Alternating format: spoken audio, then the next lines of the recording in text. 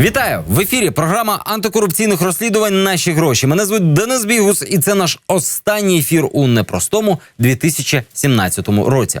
І взагалі-то раніше ми ось такий останній ефір намагались зробити веселим. Ну там співали пісеньок, жартували і таке інше. Але сьогодні веселитись щось не дуже хочеться. Тому програма буде серйозна і, я б сказав, закулісна. Адже останній ефір року – це чудова нагода подивитись на дві речі. По-перше, оглянути зроблене. Рік був довгий, насичений, і ми багато чого встигли. По-друге, розповісти про те, що відбувається після ефіру. Адже, хоча журналістська робота обмежується оприлюдненням розслідування, наша команда давно вже складається не лише з журналістів.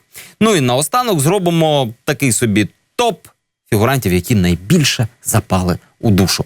Отож, що таке рік програми розслідувань? Що таке рік роботи програми «Наші гроші»? Це 52 програми, в яких було 68 розслідувань. Це 116 фігурантів, серед яких депутати, міністри, судді, прокурори і навіть дві партії.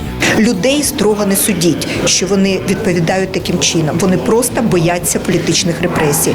4106 незручних та складних запитань. Ви вже достали мене, чесно вам скажу. 202 тисячі кілометрів дорогами Києва та України. Ми вирішили переконатися у правдивості звіту партії «Батьківщина» і завітати до кількох донорів Тимошенко. І 9 кілометрів на веслах. Надя, скільки там вузлів? 5 нагород. Честь професії, Democracy Award, національний конкурс журналістських розслідувань, Free Press Awards і Young Journalist Award. This award is for the millions of Ukrainians who don't just hope for a better life. 540 годин в інстаграмах, фейсбуках, вконтактах та навіть однокласниках посадовців і їх дітей. Сумка Луї Вітон від $4000. Рюкзак та сумка Ів Сен-Лоран $3,500. 12 мільйонів глядачів, 44 тисячі друзів у Фейсбуці. Досі не підписані? Ставте лайки і будьте з нами. 18 запитань, коли Садовий нарешті вивезе сміття. Ідіть у Садового, попитайте, коли він сміття прибере по Україні, яке порозвозив. Звинувачень у роботі на Порошенко – 22, Тимошенко – 8, Садового – 11, СБУ – 3, Путіна – 49. Наскільки мені відомо, що ваші куратори – це є Служба безпеки України. Так. 10 тисяч годин очікування у державних установах. Одні ж ті самі кандидати з тими ж самими питаннями проходять, а інші ні. Залишається дивуватись, в чому ж різниця? 21 погроза судитись і лише один позов – безнадійний. Если вы дальше будете терроризировать мою семью, значит, вынуждены будем подавать в суд, профильные органы и так далее. 3 напади на знімальну групу. 24 канал, алло, я журналіст. 393 запити в органи державної влади. 2 втрачені коптери. 2 сімейні драми. В Одесі вас немає, там може спокійно жити мої діти і моя сім'я. 92 виміряних будинки. Мне по-своему жаль человека, который столько денег сюда выкинул. 47 прихованих мільйонерів серед бабусь, селян, алкоголіків та бомжів. Таке бізнес, бачите, штани навіть купити нові не можу. 19 розкішних офісів. Ну все, кінець географії.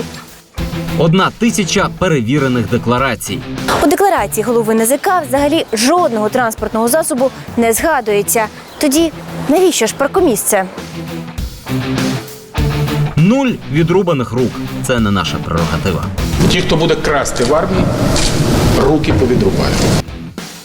11 гонитв на авто. Приїхали. Тут світлофор 20 секунд як мінімум. І без. Ой-ой-ой. А ще один марафон.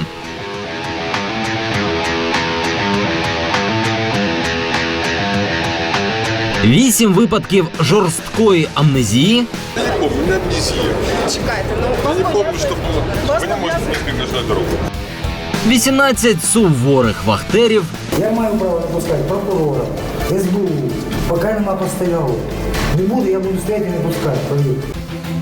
48 брехунів. А скільки осіб вас охороняють? Сон, де вдасться. –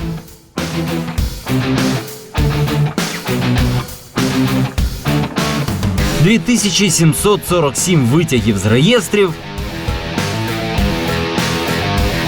сотні невдалих дублів. Футболіст Олександр Шуфрич у 2012 році Но что-то не так. Все, успокоились, снимаем. 1 мільйон 300 тисяч гривень. Блін, гривень.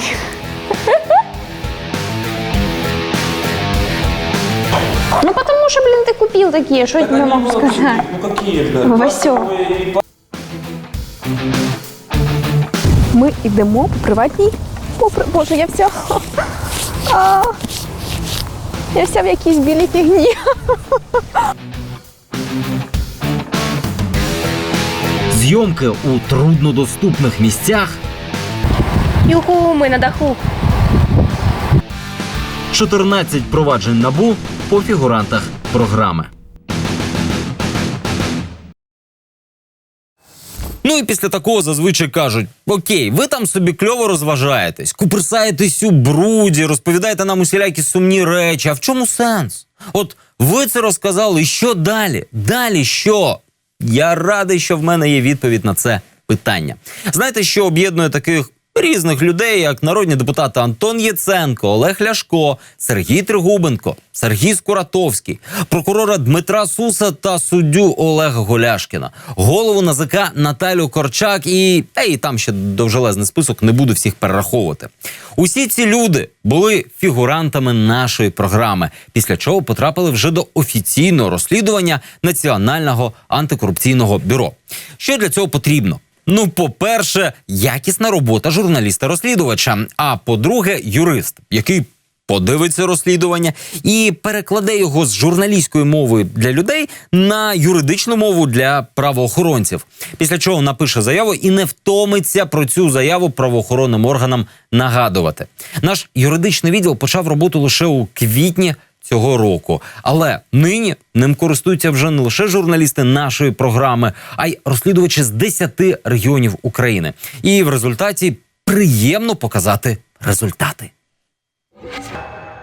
За 9 місяців юридичний відділ Бігус.Інфо, кодова назва «Проект Тисни», написав 625 заяв, звернень та оскаржень за матеріалами журналістських розслідувань. Це 3 заяви кожного робочого дня. З них майже половина написані за результатами роботи журналістів програми «Наші гроші». Як це у вас 278 заяв на лише 52 програми? А це тому, що у програму потрапляє найцікавіше, а до юристів – усі порушення закону.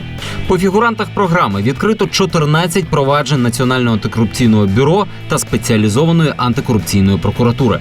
Серед цих щасливчиків – народні депутати Олег Ляшко, Антон Яценко, Сергій Скуратовський, Сергій Тригубенко, судді Олег Голяшкін та Павло Вовк, керівник ДУС Сергій Борзов та голова НАЗК Наталія Корчак. Розпочаті провадження щодо фінансування партії «Батьківщина» та «Опозиційний блок». А фіктивними донорами «Опоблоку» зацікавили ще й податківці. 174 звернення до Національного агентства запобігання корупції. За цими зверненнями розпочато 18 повних перевірок фігурантів. А ще 4 кримінальні справи розслідує Генеральна прокуратура. Юристи проекту «Тисни» допомагають розслідувачам у 11 регіонах України. За результатами їхньої журналістської роботи подано 169 заяв до правоохоронних органів. З них 30 заяв стали підґрунтям для початку офіційних проваджень. 3 у Генеральній прокуратурі, 1 податківці, 2 НАБУ, 23 НАЗК, 1 Нацпол, 7 прокуратура. Ми долучились до розслідувань про розкрадання коштів на відновленні Балаклії, розтрати 200 мільйонів на дорогих дорогах Дніпра та Львівщини, неправомірних дій поліцейських чиновників у Харківській та Вінницькій областях. А ще 178 звернень щодо порушень на тендерах у регіонах, 52 перевірки процедур та вже остаточно зупинені розпили на 25 мільйонів гривень. Але це лише початок, буде ще більше. Ну і користуючись нагодою, зауважу, якщо ви журналіст, активіст, просто небайдужий громадянин, і у вас є інформація про якесь корупційне правопорушення, то її цілком реально перетворити у офіційне розслідування. Я не кажу просто, не просто, але реально. Перший крок на цьому шляху – це звернутися за правильною адресою. І наша команда підготувала для вас невеличку методичку стосовно того, в які двері потрібно стукати, куди потрібно направляти заяви, в якому випадку. Привіт, ти журналіст або активіст, або тобі просто не пофіг. Ти знайшов корупцію і думаєш, що далі? Куди бігти? Кому повідомляти? Дивись уважно, зараз ми тобі допоможемо. Є 3 варіанти. Національне антикорупційне бюро – НАБУ, Національне агентство з питань запобігання корупції – НАЗК або поліція. Куди ж писати?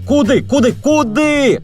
Спочатку визнач тип корупційного правопорушення – адміністративне чи кримінальне. Якщо держслужбовець працює на приватну компанію або отримує від неї гроші, окрім законних дивідендів, якщо приймає подарунок дорожчий за 6,5 тисяч гривень, якщо діяв з конфліктом інтересів, наприклад, депутат голосує за виділення собі землі, пишіть до поліції або НАЗК, а краще і туди. Але якщо справи гірші і незадеклароване майно дорожче за 425 тисяч гривень, якщо ви втрапили на хабар або знайшли в декларації незрозумілого майна на понад 850 тисяч гривень, чи зіткнулись із зловживанням службовим становищем, це ознака криміналу. Але тут все важче. Кому писати залежить від того, на кого писати. Якщо у вас вимагав хабар президент, в першу чергу пишіть нам. А тепер серйозно. Коли порушення скоїв топ-чиновник, нардеп, міністр, суддя, прокурор, член ЦВК чи голова Нацбанку, керівництво поліції чи митниці, коротше, будь-який чиновник категорії А, вам до НАБУ.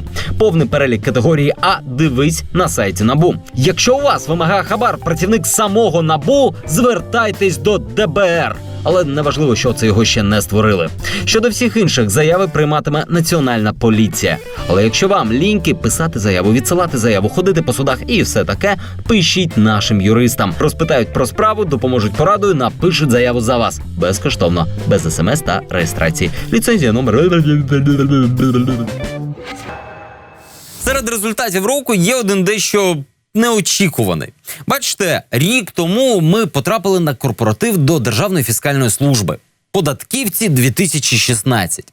І цей новорічний корпоратив був такий яскравий, такий блискучий, такий феєричний, що, думаю, деякі з вас пам'ятають його і досі. І, звісно, цього року ми знов поїхали на корпоратив до податківців і, що вам сказати, важко.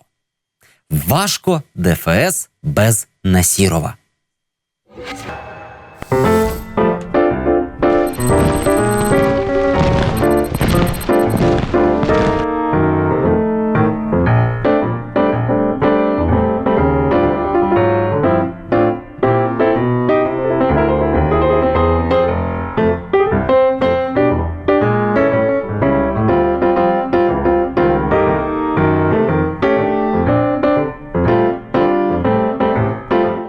Улюблене зимове шоу повертається.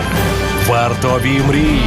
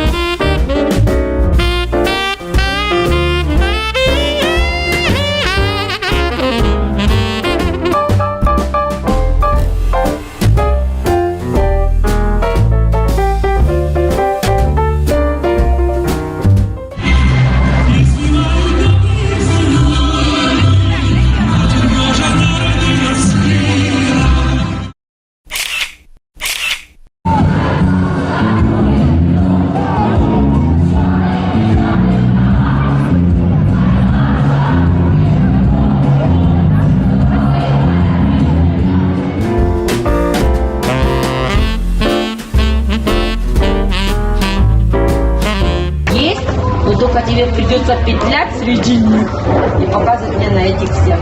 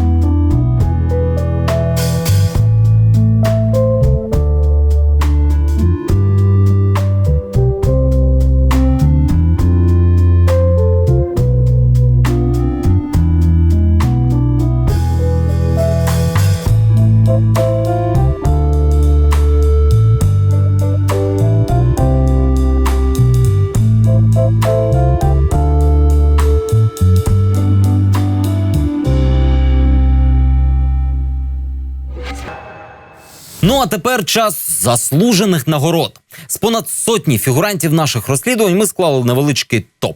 Топ політиків, чиновників, окремих кейсів і цілих політичних сил, які не хотілося б бачити наступного року. Але навряд чи це бажання здійсниться. Адже Дід Мороз, він приносить подарунки під ялинку. А такого, що він в якості подарунку навпаки когось потягнув до себе в Лапландію, я про таке, на жаль, не чув. Шкода. Топ фігурантів першого і другого плану програми «Наші гроші» відкриває номінація «Нокаут року».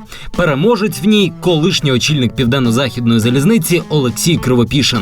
Приставку «Екс» він отримав після низки розслідувань нашої програми дворічної давнини.